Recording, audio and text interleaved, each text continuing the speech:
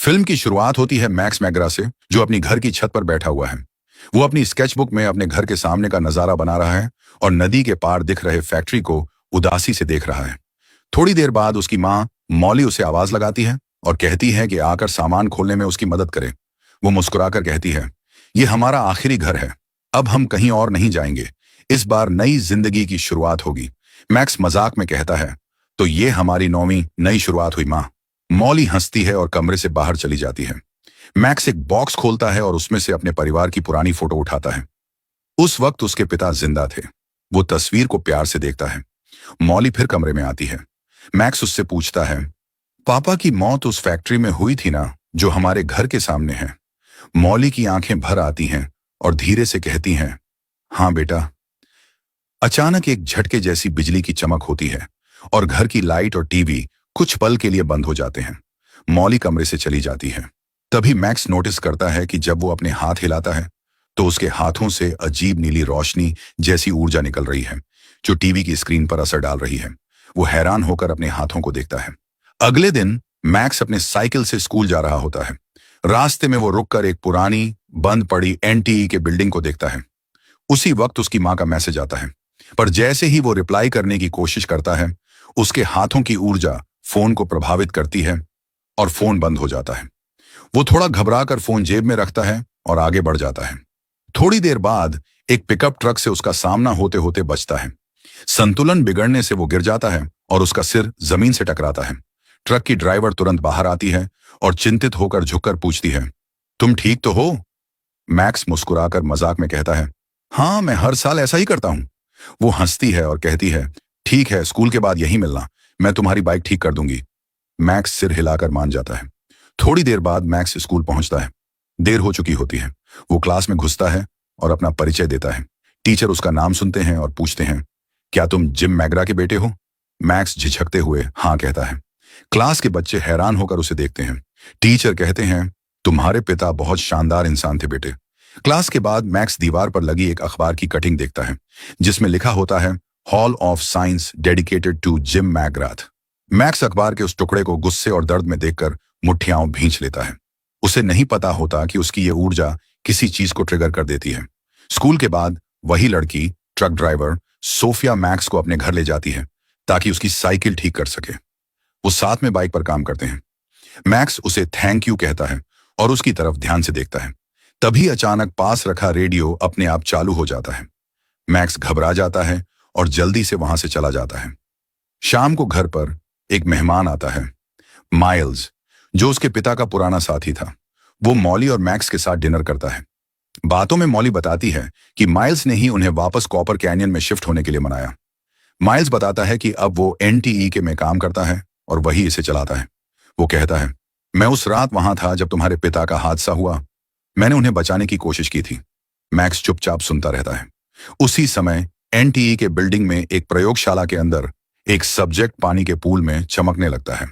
2 वैज्ञानिक उसकी जांच करने पहुंचते हैं। अचानक पानी हवा में उठकर क्रिस्टल जैसी रचना बना लेता है और उसमें से एक उड़ने वाला रोबोट जैसा जीव निकलता है, जिसका नाम है स्टील। वैज्ञानिक सिक्योरिटी को बुलाते हैं और कहते हैं कि अगर कंटेनमेंट चैम्बर टूट गया है तो तुरंत कार्रवाई करो। भारी हथियारों से लैस गार्ड्स दौड़ते हुए आते हैं, लेकिन स्टील पहले ही चैम्बर से निकल चुका होता है। वो सभी गार्ड्स को चकमा देकर उड़ता हुआ बिल्डिंग से बाहर निकल जाता है। उधर घर में डिनर के बाद मैक्स बहुत परेशान महसूस कर रहा होता है। अचानक लाइट चली जाती है। वो बेसमेंट में जाकर सर्किट ब्रेकर चालू करता है। वापस आता है तो अपनी माँ और माइल्स को बात करते सुनता है। मॉली कह रही होती है, मैक्स अभी बच्चा है, वो ये सब सुनने के लिए तैयार नहीं है। मैक्स के मन में सवाल और बढ़ जाते हैं। रात को मैक्स लैपटॉप पर बैठकर अपने पिता की मौत से जुड़ी बातें खोजता है। वो इंटरनेट पर कुछ पुराने वीडियो देख रहा होता है। तभी उसका कंप्यूटर अचानक बंद हो जाता है। वो झुंझलाकर उसे फिर चालू करने की कोशिश करता है, पर तभी उसके हाथों से नीली चमकती ऊर्जा निकलने लगती है। वो डरकर तकिए से उसे ढकने की कोशिश करता है, पर रोशनी अभी भी निकल रही होती है।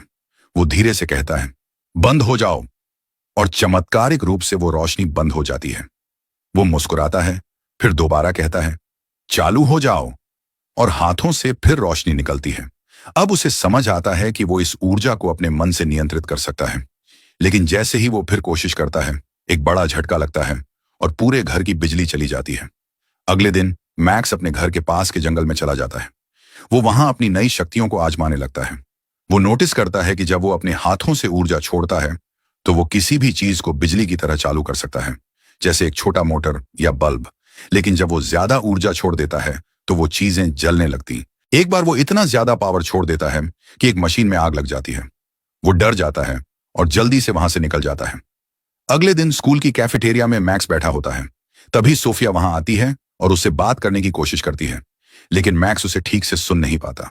पास बैठी एक लड़की गुस्से में कहती है, इतना शोर क्यों कर रहे हो? घर पहुंचकर मैक्स अपने लैपटॉप पर फिर से शोध करने की कोशिश करता है। इस बार वो रबर के दस्ताने पहनता है ताकि उसके हाथों की बिजली लैपटॉप को नुकसान न पहुंचाए। काफी कोशिशों के बाद भी जब उसे कुछ समझ नहीं आता, वो निराश होकर अपनी माँ के पास जाता है। वो कहता है, माँ, पूरे शहर के लोग मेरे पापा के बारे में मुझसे ज्यादा जानते हैं। मुझे कुछ नहीं पता कि उनके साथ क्या हुआ या वो कैसे मरे। मॉली थोड़ी देर चुप रहती है और कहती है, मैं चाहती हूं कि तुम्हें सब कुछ बता दूं, लेकिन उनकी कहानी इतनी सीधी नहीं है बेटा। मैक्स गुस्से में चला जाता है।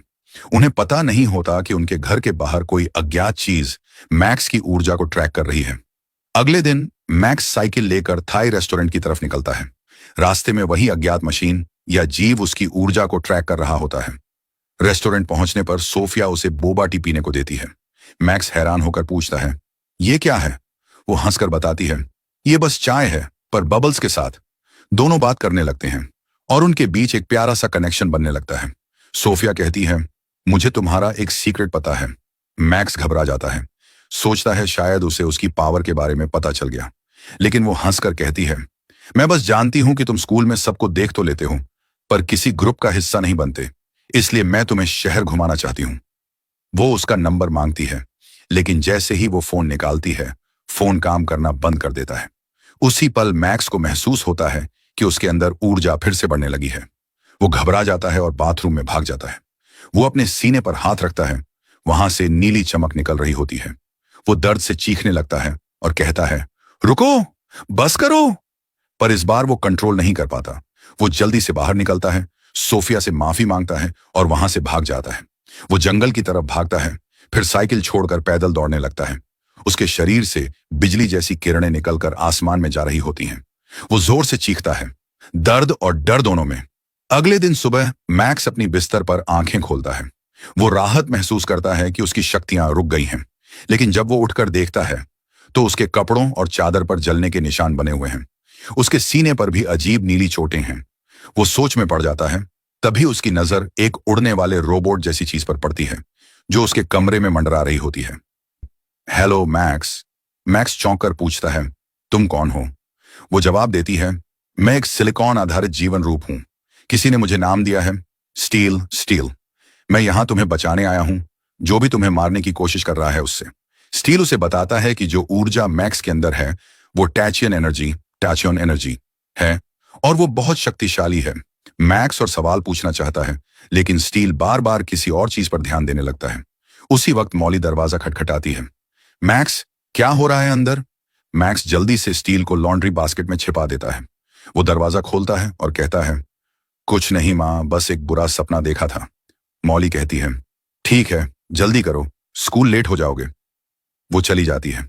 स्टील फिर बाहर निकलता है और कहता है, मैं तुम्हारी मदद कर सकता हूं। अगर तुम चाहो तो मैं तुम्हारे शरीर की ज्यादा ऊर्जा को सोख सकता हूं। वो उड़ते हुए सीधे मैक्स के सीने में समा जाता है और उससे ऊर्जा खींच लेता है। बाद में मैक्स और स्टील जंगल में जाते हैं ताकि सब समझ सकें। स्टील कहता है, मैं तुम्हारी अतिरिक्त ऊर्जा से जीता हूं। अगर मैं ऐसा न करूं तो तुम्हारा शरीर फट सकता है, जैसे उस दिन लगभग हुआ था। अचानक वो देखते हैं कि एक काला एसयूवी जंगल में आता है। उसमें से कुछ हथियारबंद आदमी उतरते हैं। मैक्स कहता है, अगर उन्हें तुम मिल गए तो वो तुम्हें काट फाड़ कर जांचेंगे। आदमी उनकी आवाज सुन लेते हैं। दोनों भागते हैं साइकिल पर। रास्ते में स्टील अपनी यादों की झलक दिखाता है। मैक्स देखता है कि स्टील की नजर से सब कुछ कैसा दिखता है और समझता है कि उन दोनों के बीच एक गहरा लिंक है। वो पूछता है, अल्ट्रा लिंक क्या होता है? स्टील कहता है, वो बहुत खतरनाक होते हैं, पूरे पूरे ग्रह नष्ट कर देते हैं। अगले दिन मैक्स स्कूल पहुंचता है और स्टील को अपने बैग में छिपा लेता है। वो उसे कहता है, कृपया अब एकदम चुप रहना। लेकिन स्टील को चुप रहना नहीं आता। वो लगातार बोलता रहता है, मैक्स, ध्यान दो, ये जगह अजीब है, ये सब क्या कर रहे हैं। वो गलियारे में सोफिया से टकरा जाता है। सोफिया उसे रोक कर कहती है, कल तुम ऐसे ही भाग गए थे, आखिर हुआ क्या था। मैक्स थोड़ा झिझकता है और कहता है, सिर में बहुत तेज दर्द था, इसलिए जाना पड़ा। मैं वादा करता हूं अगली बार जरूर पूरा टाइम रहूंगा। मैक्स पूछता है, क्या तुम्हें और यादें हैं? शायद उनसे मुझे पता चले कि वो लोग हमारे पीछे क्यों पड़े हैं। स्टील कहता है, हाँ, मुझे याद है। अल्ट्रालिंक्स ने मुझ पर हमला किया था। वो हमेशा मेरे जैसे जीवों के पीछे पड़ते हैं। उनके पास तत्वों को नियंत्रित करने की शक्ति होती है। वे हवा, बिजली, आग सबको मोड़ सकते हैं। मैक्स सोच में पड़ जाता है। मैक्स अभ्यास शुरू करता है। वो ऊंचाई से कूदता है, दीवारों पर दौड़ता है और हैरान होता है कि वो कितना तेज और मजबूत हो गया है। स्टील कहता है, अगर हम पूरी तरह से एक हो जाएं, तो तुम्हारे शरीर पर एक आर्मर बनेगा, एक सुपर सूट जैसा। वो दोनों मिलते हैं और अचानक मैक्स एक चमकदार टर्बो आर्मर में ढक जाता है। अब वो उड़ सकता है, दीवारें तोड़ सकता है और चीजों को दूर से नियंत्रित कर सकता है। मैक्स की आंखों के सामने कुछ दृश्य आते हैं। वो अपने पिता जिम मैगरा को देखता है। स्टील धीरे से कहता है, तुम्हारे पिता की मौत किसी तूफान से नहीं हुई थी, वो अल्ट्रालिंक्स का हमला था। मैक्स हैरान रह जाता है और कहता है, मुझे माइल्स से बात करनी होगी। मैक्स कहता है, मुझे तुम्हारी मदद चाहिए। मुझे एनटीई के जाना है, पर मुझे रास्ता नहीं पता। क्या तुम मुझे वहां ले चलोगी? सोफिया बिना कुछ पूछे सिर हिलाती है। बैठो। रास्ते में मैक्स उसे बताता है, जब मैं छोटा था मेरे पिता की मौत हो गई थी। इस शहर में लौटकर मुझे सब कुछ फिर से याद आ रहा है और शायद मैं अब सच्चाई जानना चाहता हूं। सोफिया उसे देखती है। दोनों के बीच एक भरोसे का रिश्ता बनता है। मैक्स मुस्कुराकर कहता है, अगली बार हम सच में घूमने चलेंगे। वो एनटीई के पहुंचते हैं। माइल्स उन्हें दरवाजे पर मिलता है। मैक्स कहता है, मुझे आपसे अकेले में बात करनी है। सोफिया बाहर इंतजार करती है। अंदर मैक्स कहता है, मुझे सच्चाई चाहिए, पापा के साथ क्या हुआ था? माइल्स गहरी सांस लेकर कहता है, तुम्हारे पिता इंसानियत की भलाई के लिए एक ऐसी मशीन बना रहे थे जो ऊर्जा को नियंत्रित कर सके। वो उनका सपना था। रात हो चुकी है। मैक्स दौड़ते हुए घर की ओर बढ़ता है। आसमान में भयंकर तूफान बन रहा होता है। बिजलियां, गरज और हवा का शोर। वो समझ जाता है कि ये कोई साधारण तूफान नहीं, अल्ट्रालिंक्स आ रहे हैं। वो एक रेलवे ट्रैक के पास शरण लेने की कोशिश करता है। तभी एक महिला की कार बंद हो जाती है। वो दौड़कर उसकी मदद करता है और अपने हाथों से निकली बिजली से इंजन चालू कर देता है। लेकिन ऐसा करने से उसकी स्थिति फिर उजागर हो जाती है। आसमान में बिजली चमकती है और एक विशाल छाया उसके ऊपर उतरती है। वो पास के गैरेज में भागता है, पर अंदर जाते हुए उसके पैर में एक धातु का टुकड़ा घुस जाता है। वो दर्द में गिर पड़ता है। अचानक गैरेज हवा में उड़ जाता है और उसके सामने आता है एक लाल आंखों वाला अल्ट्रालिंक, वही एलियन जिसने उसके पिता को मारा था। वो हमला करता है, लेकिन तभी स्टील आ जाता है और कहता है, मैक्स, अब वक्त है, हम मिलकर लड़ेंगे। वो दोनों जुड़ते हैं। मैक्स पर फिर से आर्मर बनता है और लड़ाई शुरू होती है। भयंकर लड़ाई चलती है। मैक्स अपने टर्बो एनर्जी चार्ज से उस अल्ट्रालिंक को धराशायी कर देता है। लड़ाई के दौरान स्टील की यादें फिर लौटती हैं। मैक्स देखता है कि उसके पिता के साथ स्टील था। वो चौंक कर कहता है, तो तुम थे वहां? तुमने मेरे पिता को धोखा दिया। स्टील कहता है, नहीं, मैंने उनके साथ लड़ाई लड़ी थी। मैंने उन्हें बचाने की कोशिश की थी। मैक्स गुस्से में उससे अलग हो जाता है और अकेले घर की ओर भागता है। घर पहुंचकर वो देखता है कि घर के बाहर आर्मर्ड सैनिकों से घिरा हुआ है। वो भागता है और सोफिया के घर पहुंच जाता है। वो कहता है, मुझे तुम्हारा फोन और ट्रक चाहिए, और अगर हैं तो रबर के ग्लव्स भी। सोफिया हैरान होकर सब दे देती है। मैक्स ड्राइव करते हुए माइल्स से फोन पर बात करता है। माइल्स कहता है, ये सब पहले भी हो चुका है। अल्ट्रालिंक्स तुम्हारे पिता के पीछे थे और अब वो तुम्हारे पीछे हैं। शायद उन्होंने तुम्हारी मां को उसके पुराने लैब में ले लिया है। इसी बीच सोफिया घर पर फोन करती है। मॉली फोन उठाती है। सोफिया बताती है, मैक्स घबराया हुआ आया था, तुम्हारी कार और फोन लेकर भाग गया। मॉली मुस्कुराकर कहती है, सब ठीक है, मैं उसे ढूंढ लूंगी। फोन रखने के बाद वो मुड़ती है और हम देखते हैं कि वही आर्मर्ड सैनिक अब उसके आदेश पर चल रहे हैं। मॉली कहती है, मेरे बेटे को ढूंढो। मैक्स पुराने एनटी के लैब में पहुंचता है। वो देखता है कि स्टील अब बंद पड़ा है। अचानक उनके बीच लिंक के जरिए एक फ्लैशबैक दिखता है, जिस रात उसके पिता की मौत हुई थी। लैब पर अल्ट्रालिंक्स ने हमला किया था। जिम मैगरा ने खुद को उस मशीन से बांधा था जो उसकी ऊर्जा को लड़ाई के लिए उपयोग कर रही थी, पर तभी माइल्स ने धोखा दिया। वो अल्ट्रालिंक्स के साथ मिल गया था। उसने मशीन को उल्टा करके जिम की ऊर्जा को चूसना शुरू कर दिया। जिम ने आखिरी बार स्टील को आदेश दिया, स्लीप मोड में चले जाओ, मैं कोर ओवरलोड कर दूंगा, और वो खुद विस्फोट में मारा गया। अब मैक्स के सामने माइल्स आता है, एक लाल रंग के आर्मर में। वो कहता है, तुम्हारे पिता तो बस एक एलियन थे जो अपनी ऊर्जा को नियंत्रित कर सकते थे। अब तुम्हारी बारी है। वो मैक्स को पकड़कर जबरदस्ती कोर मशीन में जोड़ देता है ताकि उसकी शक्ति निकाल सके। उसी वक्त स्टील जागता है। मैक्स उससे कहता है, माफ करना, मुझे तुम पर शक नहीं करना चाहिए था। वो दोनों मिलते हैं और फिर से टर्बो आर्मर बनता है। लड़ाई शुरू होती है। मैक्स और माइल्स के बीच जबरदस्त मुकाबला होता है। तभी बाहर से सैनिक आते हैं और माइल्स पर फायरिंग करते हैं, पर उसकी ताकत के आगे सब बेअसर होता है। माइल्स मैक्स को दीवार से चिपका देता है। मैक्स अपनी आखिरी ताकत जुटाकर अपनी सारी टर्बो एनर्जी माइल्स की ओर भेज देता है और वो जोरदार धमाके के साथ फट जाता है।